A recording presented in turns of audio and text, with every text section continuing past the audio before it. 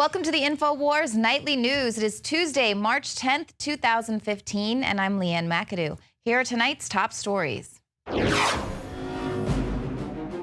Tonight, Hillary says she used private emails out of convenience. Then, a study shows rogue cops endanger more domestics than terrorists. And the ATF drops its ammo regulations. For now, that's next on the INFOWARS Nightly News. And I'm here to tell you, 1776 will commence again if you try to take our firearms. We will not relinquish them. Do you understand? Well, Hillary Clinton finally addressed the public today about that email scandal. She dropped a few breadcrumbs and just let everyone know that she thought that it would be more convenient to set up her own homebrew server so that she would just have one device for both personal and business emails. I think most of the civilized world uses one device and is able to handle having business and personal emails. But, she wants to go ahead and set women back by talking about how cumbersome it would be to have to carry around multiple devices because technology is hard, right, Hillary? Now, here she's saying that it's basically more easy for her to set up a private server at her home than just create a .gov email. And this is for her convenience. She is endangering the national security of the country because let's not forget it was Guccifer who first hacked into her email account and revealed that she was using a personal email. This was back in 2013. Now, she said that she has deleted some of her private emails, which she said were things like her yoga routine and planning Chelsea's wedding and things like that. But not to worry. She didn't think that those were important to turn over to the State Department.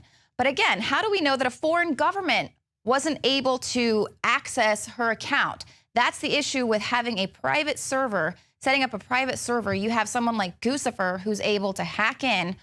Who knows who else could have been able to hack into these private emails? Total national security threat there. Now, because of all of this, we are learning that a lot of people there in Washington use their own personal email, but do they all also have their own personal server as well? Is that business as usual in Washington? Now, Clinton insisted that she turned over all of her work-related emails to the State Department, because you recall she was asked to do that with this whole Benghazi investigation, but she did go on to say that her secret private server is going to remain private. The president was not aware of the fact that this was a personal email server and that this was the email address that she was using exclusively for all her business. The president was not aware of that until that had been more widely reported. But again, the president's commitment to the guidance that we've offered to employees of the government to use official email for official business. So that was House Speaker Josh Earnest clearing up the president's remarks the other day when he said that he didn't know that Hillary was using her private email. Of course he knew because they were corresponding via email. But what he didn't know was that she was using her own private server. So clearly there's an issue with that. Now, Rep. Adam Schiff, who is a member of the Benghazi Select Committee, he praised Clinton's remarks today, and he urged the State Department to do what she said in her tweet, which was to release the 55,000 pages that she provided and make them public. And he said, in particular, the department should prioritize those emails that pertain to Benghazi so that they are released as soon as possible. And he went on to say that the release of those emails could help conclude this Benghazi situation. Now, he basically hit the nail on the head without even meaning to. The emails that she provided. She printed out her emails that she thought the State Department needed, and she printed them out and put them in boxes. And then she said, oh, I never even thought about it again.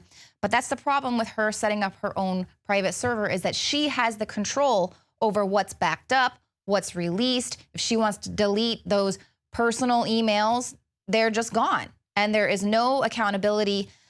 Normally, everything would have to be backed up and kept in the records. But here she's managed to make it so that there is no accountability for her. She doesn't have to provide those emails. And not to mention that the 55,000 pages that the State Department is going to have to now go through, comb through, is going to cost taxpayers millions of dollars, and it's going to be a complete waste of time because we don't even know if those are the entirety of the emails.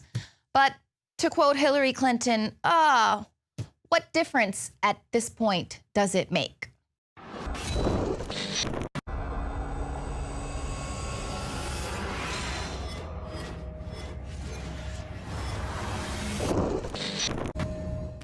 Hillary Rodham Clinton, mystery woman, first lady to be under criminal investigation, inundated by scandals from Little Rock, Arkansas to Washington, D.C. The Clintons squeaked by Kenneth Starr's lengthy investigation into what is now known as the Whitewater scandal, a shady real estate deal the Clintons were never prosecuted for, although their associates were convicted of federal fraud and conspiracy charges. During the first year of Bill Clinton's tenure in the White House, they fired 7 employees with the White House Travel Office in order to reward their friends with jobs. Travelgate erupted, and the Clintons' personal lawyer and deputy White House counsel, a man Hillary regularly abused, supposedly committed suicide over having to testify, knowing full well all of Hillary's devious secret pathways to power. Hillary lied under oath to the Office of Independent Counsel, claiming the last time she spoke with Foster was before Father's Day, when in fact Vince Foster's assistant had seen her with Foster 4 times after that date. Patrick Knowlton, an eyewitness, saw men in red vests fleeing the area before Foster's body was discovered. Fast forward to today. Hillary's private emails were all transmitted on a private server registered to her home in Chappaqua, New York, while she was acting as a Secretary of State that oversaw the overthrow of Gaddafi, the Syrian civil war, the turmoil in Egypt, and the Benghazi scandal. Ironically, President Obama signed a law last November that requires government officials to direct their official correspondence through private email to a government account.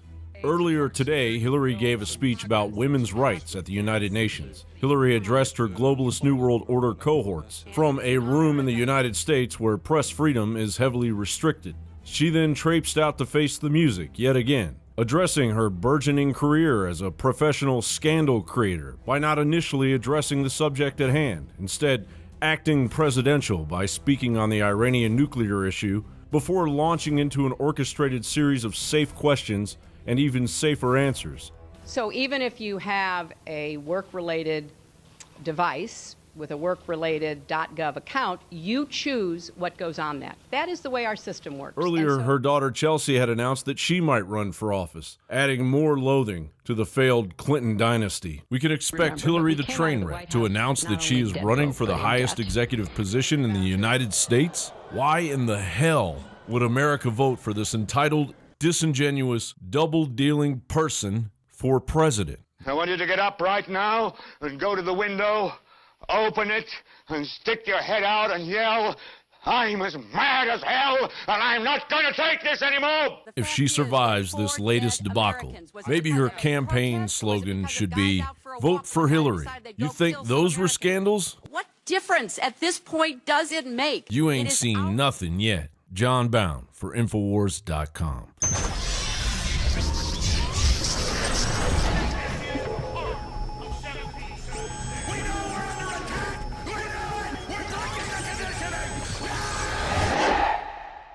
The knowledge of the ancients, tried and true, trusted herbs and extracts fused with the latest nutraceutical science. Introducing the all-new Ancient Defense Herbal Immunity Blend, crafted with over 14 key ancient herbs and extracts to supercharge and prepare your body for what experts admit is the most dangerous season of the year. We have rejected hundreds of other formulations in our quest to bring you what is simply the most powerful and comprehensive proprietary formula that we have ever created in the realm of herbal immunity. For the last 2 years, our team has been working with top doctors, nutritionists, and chemists to develop the ultimate nutraceutical formulation. Experience the benefits of combining over 14 ancient herbs and extracts with exciting new advances in nutraceutical science. For a limited time, get 25% off on this introductory offer. Visit ancientdefense.com or call 888-253-3139. ancientdefense.com. Used since before the days of the Roman Empire, to support the body's natural systems and enhance overall health. Introducing the new INFOWARSLife.com oil of oregano formulation, a highly advanced nutraceutical form of this key herb that has been traditionally used by civilizations for thousands of years to promote health. We have now procured the most high quality and potent forms of oregano oil on the market, sourced from top leading manufacturers to ensure a concentrated level of bioactive ingredients, extracted directly from the wild herb and sealed in easy-to-use capsules. You will no longer need to endure the burning of liquid oregano on the tongue. Wild crafted from the Mediterranean oregano species that experts agree is one of the most powerful and most challenging to acquire. This winter season, it's more important than ever to secure this true form of oil of oregano. Now available in our limited first run at INFOWARSLife.com. That's INFOWARSLife.com or call 888-253-3139.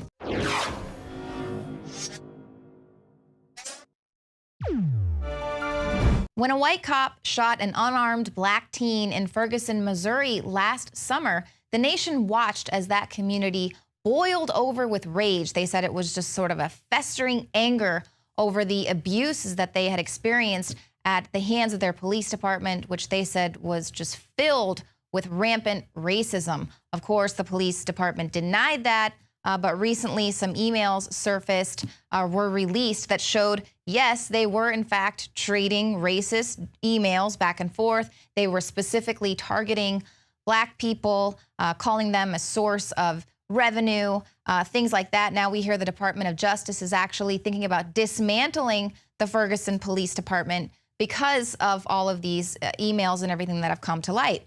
But that was one of the things that I was really concerned about, and I think a lot of people voiced that concern as well.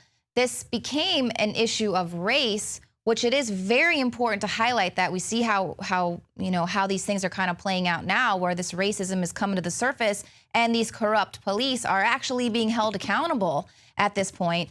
But it's also kind of taking away the fact that the nation also witnessed the over-militarization of the nation's police force, because you remember all those protesters were met with police dogs at first, and then they were being shot. Even, our own reporter was shot in the side with a less lethal round. And of course, that is what we want people to continue to pay attention to, that there is an over-militarization of the police. The police are being given a license to kill, no accountability as of yet. And, we're asking who will police the police.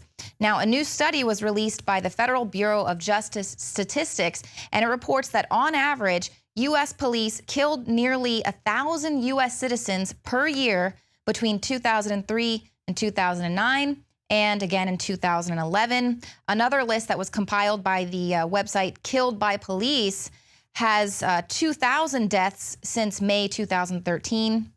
And they're compiling their own list of every police killing that's mentioned in the American media, because as we also learned, stemming from all of these Ferguson protests, the police aren't even required to report the amount of people that are killed at the hands of the police department. The entire state of Florida doesn't even report a single killing by cop.